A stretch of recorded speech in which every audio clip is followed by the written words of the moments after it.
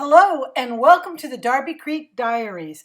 I'm Gale Thompson, and I can assure you it is not beginning to look like Christmas around Ohio. It is hot, but we are celebrating Christmas in July with a giveaway hop, and I'll have more information on that later. And here's the project we're going to work on today. To start, we need to stamp out this cute reindeer by Dare to be Artsy. I'll have all the supplies listed below. But the important thing is we don't want to stamp those little wiggly ears.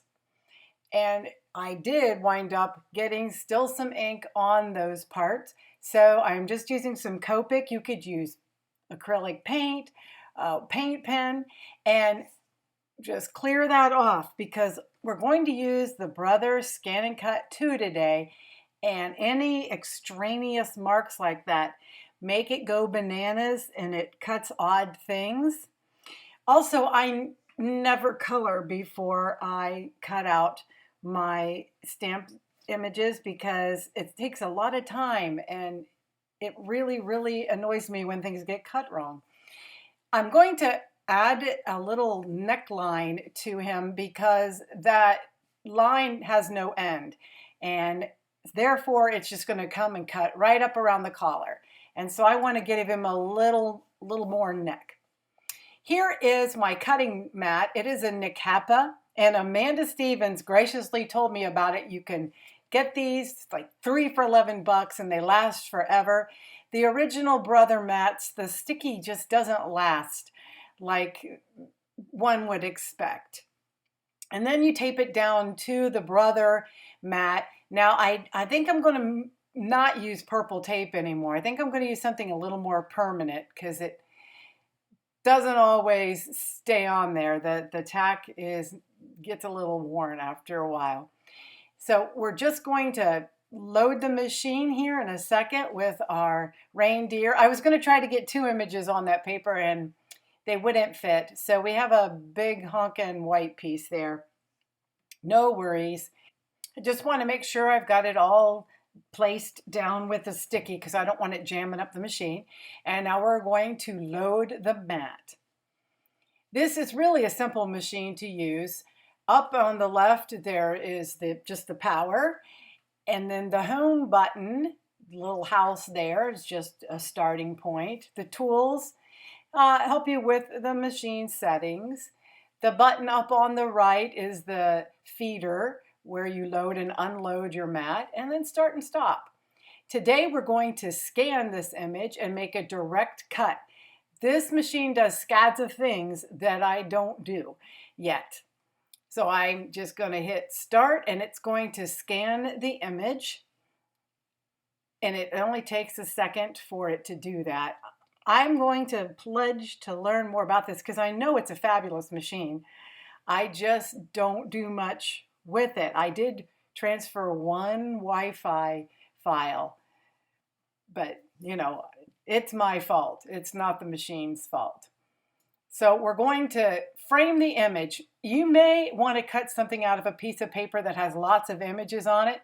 So this just lets you pick out the part that you want. For instance, Dare to be Artsy papers have a lot of images on them that actually match their stamp sets, and you can cut them out or whatever. And if you don't have the die, this is very handy. Now, I normally don't buy the dies because I want to force myself to use my scan and cut. However, I wind up fussy cutting because it's kind of a pain to move the little machine over. But here we go.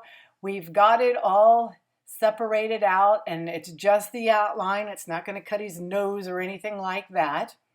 So we hit OK. And then I like my things to be drawn right on the line. I don't really like the white outline around a stamped image because I wind up adding black to it anyway. So I'm going to hit OK, and this is going to cut right along the line. And then you're going to hit cut and then start. You don't really need to use that stylus, but it just makes me feel more professional. This will cut, I think it's something like a minute. Yeah, it's up there in the corner, it's a minute.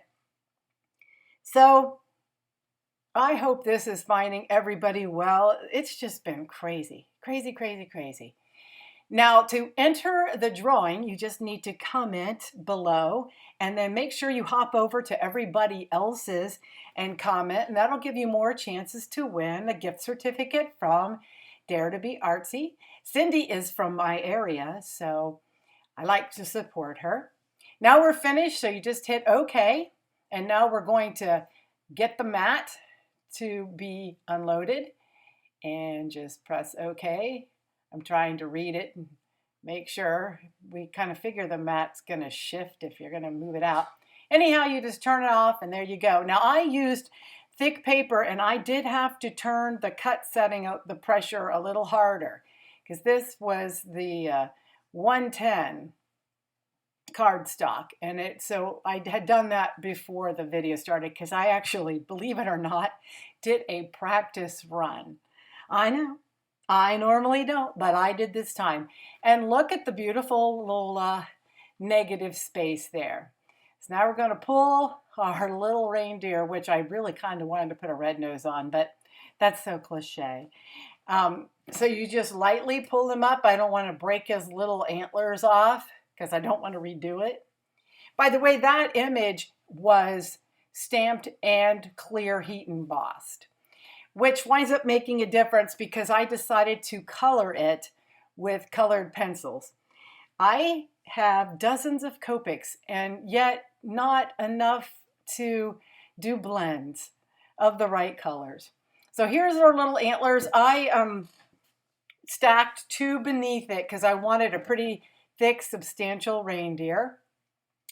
And I'm going to use my Memento Tuxedo black marker, and I'm going to go around the edges. I just think it looks more finished to have black around the edges. It's a little harder when you have 3 layers and they're not absolutely perfectly layered. But there is our little guy, and I added some crystal accents to his little nose. Now I'm going to add, these lights are easily 20 years old. Easily. I bought a bunch of them at Odd Lots thinking I'll use those someday. Well, 20 years later, and I mean at least, I am finally happy to say I'm just winding these lights around. It's going to look like kind of a party animal reindeer. By the way, the pencils I used were Prismacolor. I'm going to be doing a video here for the Lawn Fawn fans, and I'm going to use, I just bought some of those polychromos. I like the Prismacolor except for that they break. Even they could break in shipping and you wouldn't know it until you're trying to sharpen it and it all falls apart. But I also use Gamsol. I don't normally color on the air because it's not one of my best features. There are so many people that can do it better. But boy, I can wind a strand of fake lights now, can't I? So here we go. Here's Leroy the redneck reindeer.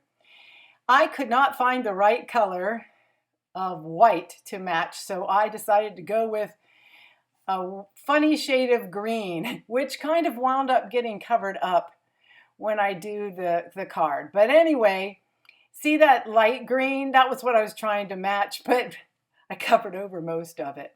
But the whites didn't match, and I thought that the card base looked kind of weird not matching the my little background. So I switched it out, as I am one to do.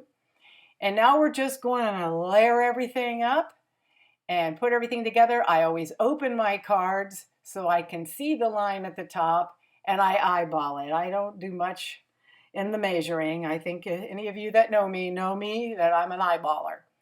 Now I'm using a Lawn Fawn tree frame die. I'm not sure that they make them anymore, but if they do, I will definitely link them below like I will everything else.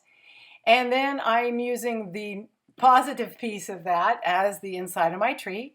And then I heat embossed a greeting that's from the same Dare to be Artsy reindeer set. And I made his little hoofies, and I layered those up as well. And now I'm going to layer up the, put my action wobbler on my reindeer. Now, we wind up having a little problem. This is a little action wobbler, and I have a big one, and I'll show you in a little bit. The big one, his head is just not quite big enough. So I'm going to glue my frame on. You know, Dare to be Artsy does have beautiful papers that go with the Christmas scene. I just wasn't able to get any. The store was closed, and I just had to get this done. So I'm just using some random unused paper that I have tons and tons of pattern paper, and I rarely use it. Shame on me, because it sure does save the time, especially when you want to mass produce. You could simplify this card and not maybe do all the fun stuff with the reindeer, just decorate the tree somehow, and you could mass produce lots of these for Christmas. Easy peasy. So here come the little hoofers. And now I'm going to attach my mini action wobbler once I get the release paper off. And I kind of wanted to put it toward the top.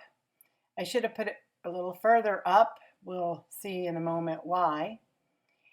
And now I'm getting the release paper after that. I never can remember which side actually goes which, but I don't think it really matters. And I get a little crazy about centering stuff. You know, when you eyeball it, is kind of sometimes more trouble than measuring. But I wanted his neck to line up right and everything. So now I see that this little wobbler, the weight's not perfect, so it kind of leans. But see how big the big one is? So I said, well, I've never done this before, but we're going to do a twofer. So I put a second action wobbler on a little lower, and it's a little tricky trying to get that under there. But hey, if there's a will, there's a way. And here is our finished project. Isn't he just as cute as Christmas? Ha ha ha. Pun intended. So I hope that you enjoyed this video and that you like and subscribe and come back and see me. And if you have any questions, please ask in the comments below, as well as commenting because you want to win that gift certificate for our wonderful drawing. And I hope that you will have time to craft this week, relax, it's summer, and don't be stressed about all that's going on in the world, because we're not going to be able to change it. We can only do our part. So I hope you have a fabulous week, and I will be back very soon with some very special videos. Take care. Bye-bye.